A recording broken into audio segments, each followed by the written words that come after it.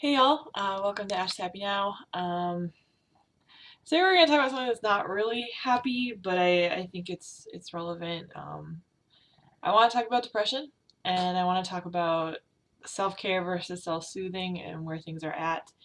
I also want to make sure that I came on camera looking completely undone because, to be honest, today was the first time I've taken a shower in a week. Because for me, depression and mental health is different for everyone, but for me, what kind of happens is that my emotions shut off.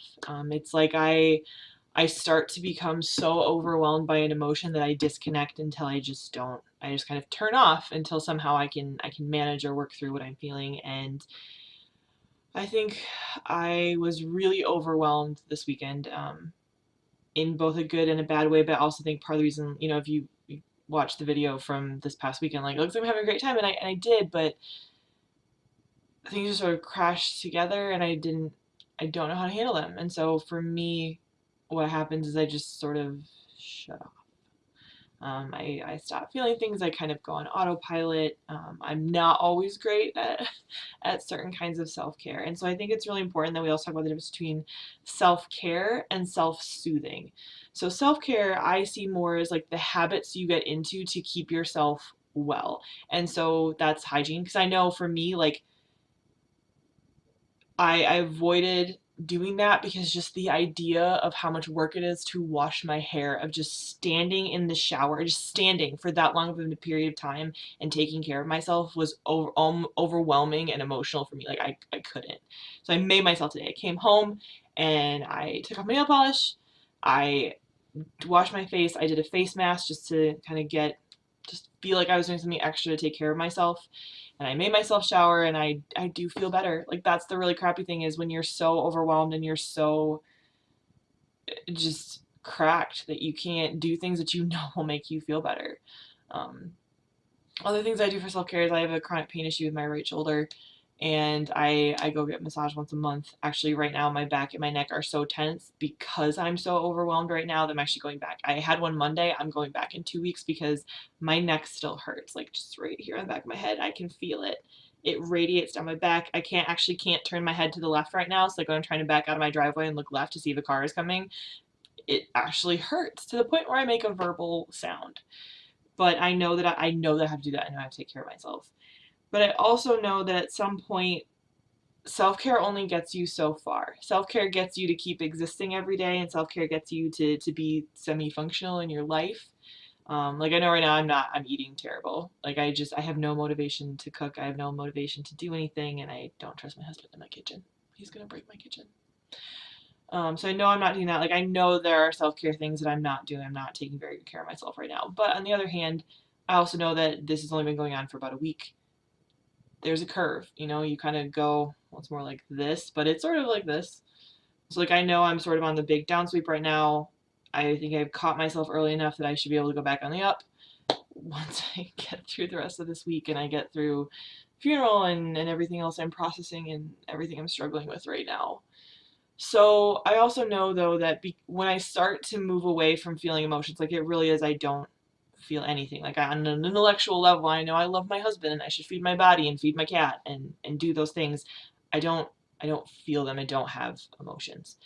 And so I try and force myself, because I am a person, like, it's really hard for me to cry about my own life.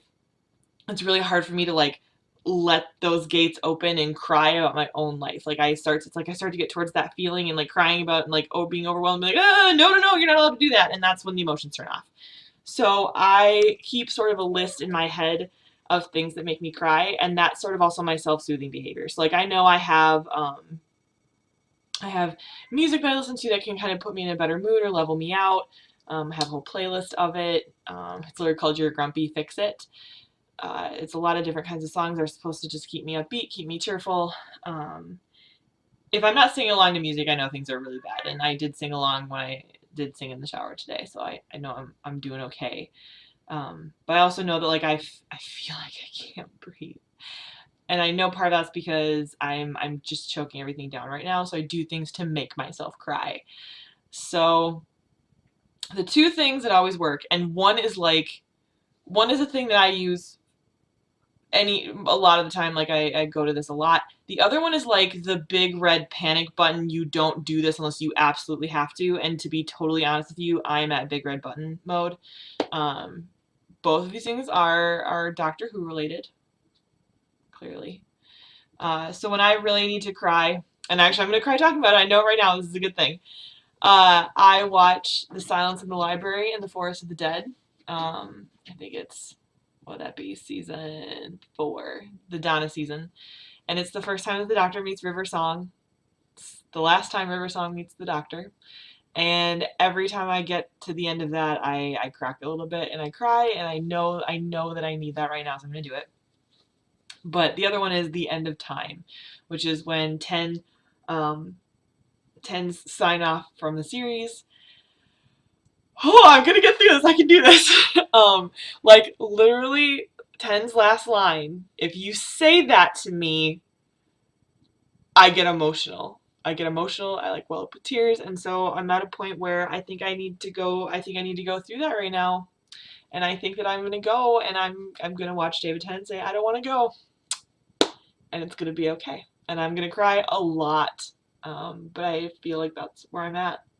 And the thing is, when I start that, when I let that go, I do eventually start crying about like the things I need to cry about and that have that big just release and moment of catharsis. But like I can't just sit and let myself cry. I don't know that anybody's really like that, but those are sort of the things I pull out when I really need to cry. Oh, so yeah, I'm pretty much waiting for my husband to get home from work, and then I'm gonna make him watch it with me so I can cry on him. And I know that's not necessarily a thing that's making me happy now, but it's a thing that's showing that like I'm trying to do what I can to take care of myself so I don't get to that point again where I felt nothing for like 2 months. I would like to not have that happen again. So I don't know. What are the things that you do when you need to make yourself face things or emote, and what kind of self-soothing stuff do you engage in? Because we all do. We all we're all a lot better at self-soothing than we are at self-care. I think self-care takes a little bit more discipline, a little bit more structure, but self-soothing can get you to the point where you can build the self-care. So tell me how you take care of yourself, and I'll see you soon.